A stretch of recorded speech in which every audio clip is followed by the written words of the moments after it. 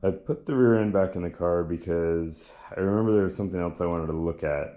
I had noticed before that one wheel sticks out farther than the other. So if you look at this side, you know, it's pretty much tucked under the fender.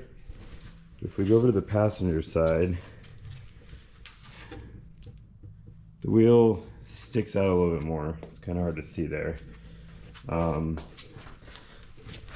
But even looking here, it seems like the tire sticks out a little bit farther than it does on this side. So kind of want to look at that. If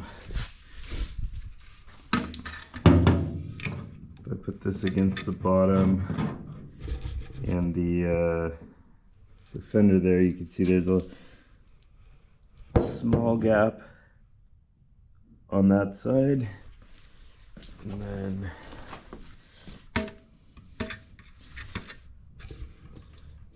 this side there's actually a gap to the fender. Let's make sure the other side was level there.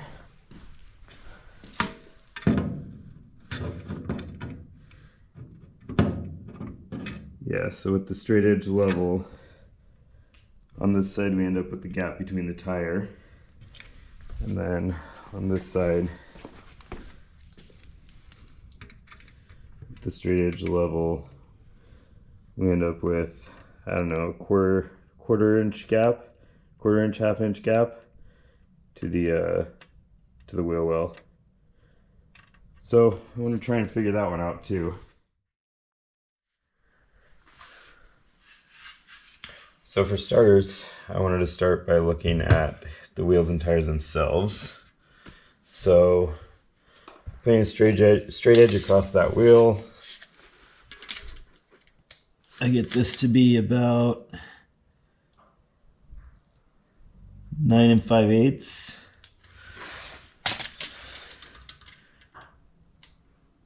Maybe 9 11/16 on that side. This side looks to be about the same. So this tire, the width is about 9 11/16.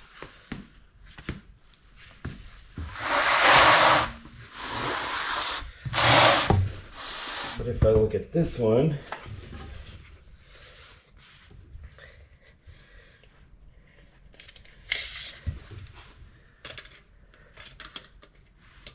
I get it about 10 1/16 on that side, and about the same on this side.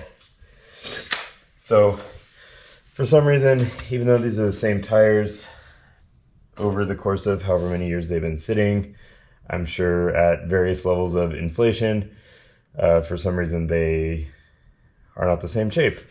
The other thing I noticed is the wheels themselves look slightly different. I'm not sure if they have any different back spacing or anything like that, but I'm sure this is part of the reason for them sticking out, depending on which side the tire gets put on. If the wide tire is on whichever side the wide tire is on, is going to look like it sticks out further. So I'm going to look at the axle a little bit more closely by itself without the tires messing with that reading. All right, I got a shorter bar here. Got another piece of stock and cut it down so that I can do shorter stuff more easily than using an 8-foot pole. So I've already kind of lined this up. This is arguably going to be a little bit of estimation here of if these points are lining up, because there's no solid place to put it. But you know, looking at that, kind of lined up the center with this edge. Sort of the farthest out point of this arc seems to be lined up. I'm going to go over to the other side.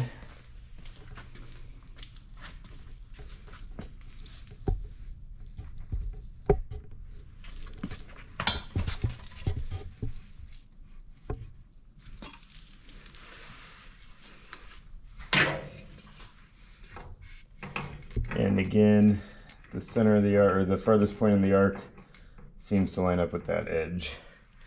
So it seems like the axle's in the same place front to back. Maybe I can check the back a little bit here.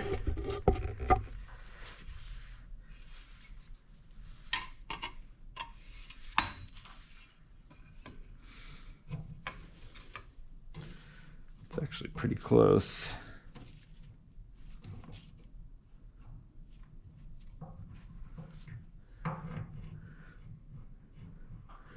Kind of line that one up. Again, we'll go to the other side.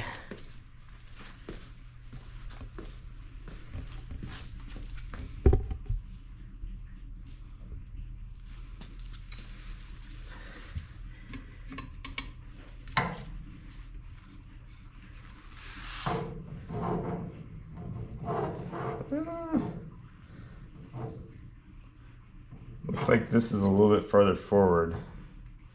So I'm going to assume that's bodywork since the front of it lined up.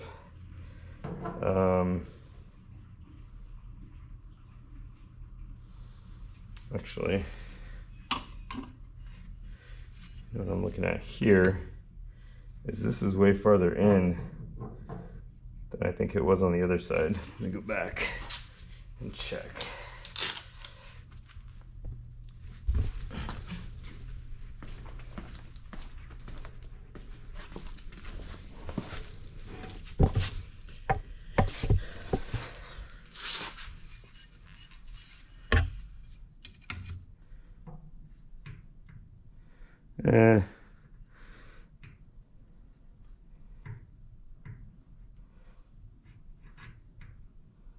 Maybe not.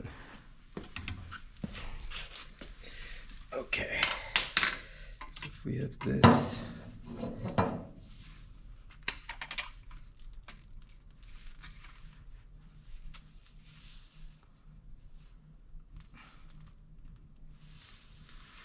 Right.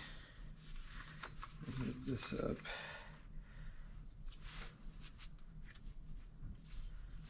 There. So we want it just touching that bottom of that lip. I'm going to check this is level, which it's not. So I'm going to adjust that till it is.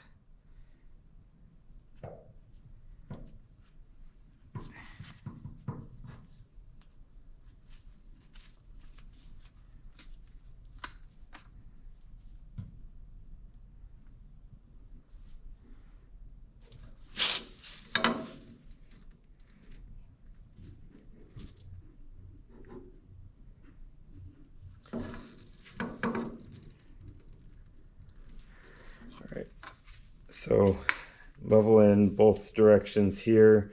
It's just above that lip.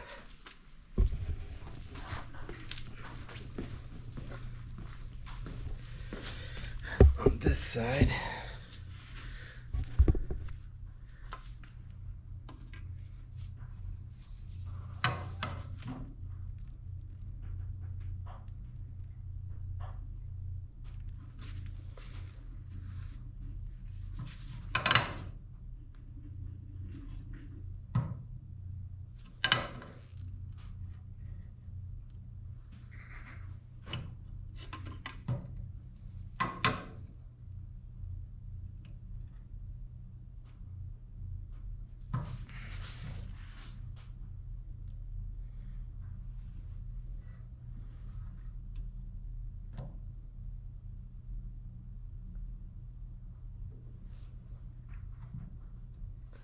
So it's at about the same height position on the lip, but I did have to move this out a little bit to get it level.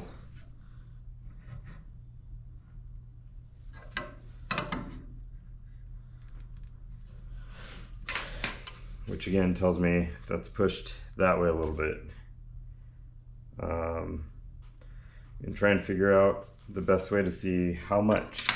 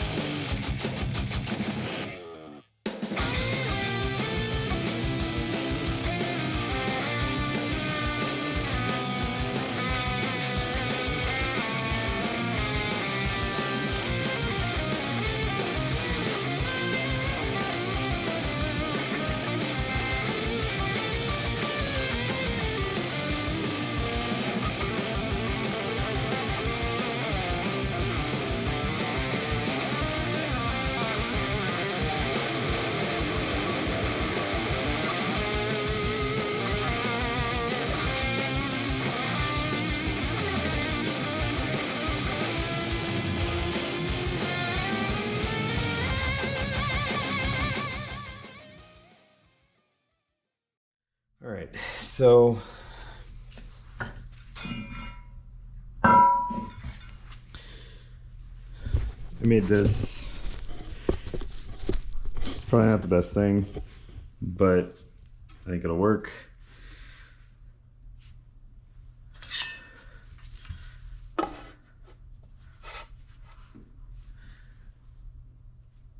Measure this is out, let's see,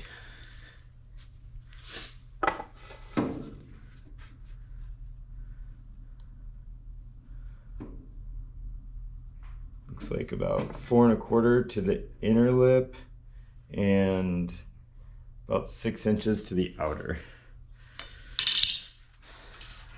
Then I can go to the other side.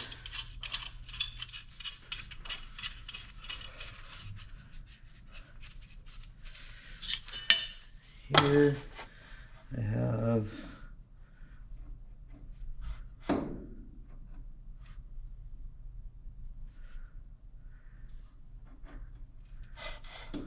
this doesn't make much sense. About 4 1/8 to the inner and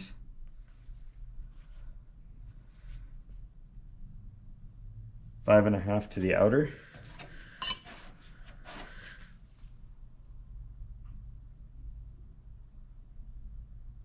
So something with the quarter panel is definitely not right. I started to look at it and I realized that this lip looks different. It looks deeper on this side and thicker than it does on this side. So here it doesn't look as deep and as wide. So not really sure what's going on there. Got my grinder out and took off some of the primer. I can find original paint color in quite a few places. So it doesn't really seem like that was replaced. And then the same thing on this side. So the original color was yellow, this yellow, so I can see that in quite a few places on this side as well. So I'm not sure, you can see the seam here is very different. So I'm not really sure if maybe the wheel well was, no, because the wheelhouse also has, here you can see it has the yellow. Here you can see it has the yellow. Here you can see, I think it has the yellow. Maybe the outer wheelhouse was replaced. No, this looks like the yellow here. So I'm not really sure what's going on with that. Let's see.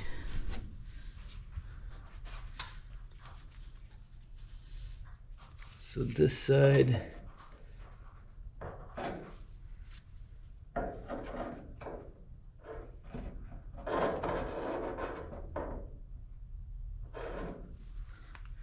it's about 1.6.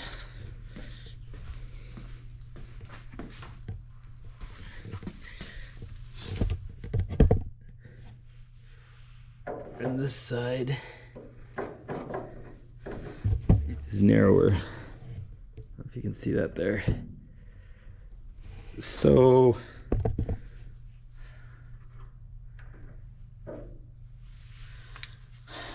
I'm not sure if the other side got rolled under some. Let's see what this measurement is.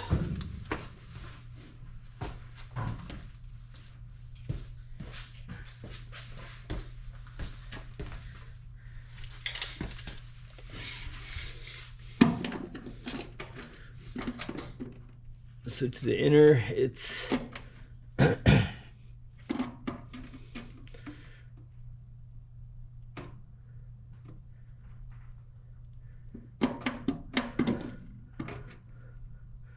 11 5/16. To the outer, it's 12 3/4.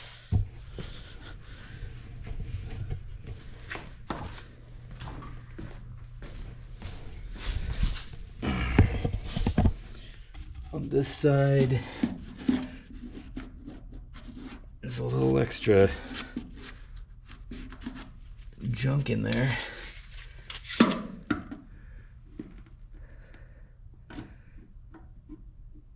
It's about 11 1/4 to the inside and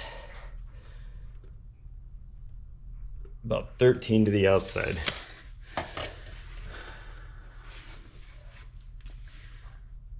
So this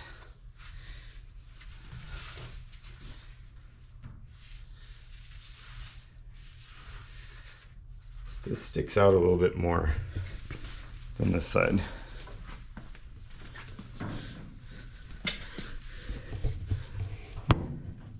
This is kind of a flatter profile, it seems like.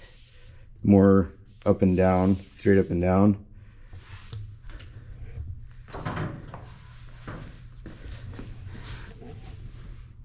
And this side seems like it's angled out a little bit more. So I'm not really sure what's going on there. Obviously there was damage here. Not sure if that was rust or a hit, so maybe, I'm not sure. So it seems like looking online and at other videos and such, a lot of people seem to think that these old GM cars, the rear end is shifted to the passenger side slightly. Between that and I think the just body assembly tolerances of the time, I'm gonna assume that everything's fine with the body here. I might be able to fix some of this that I was seeing here when I replace this quarter panel anyway. So I'm gonna assume that everything's good to go, and I will proceed forward with figuring out what the next step is.